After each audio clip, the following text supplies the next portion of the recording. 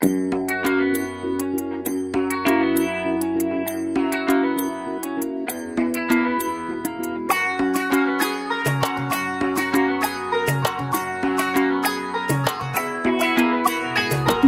বাজা কাসর বাজা উলু দে আর শাখ বাজা, বছর পরে আবার এলো মাঝে।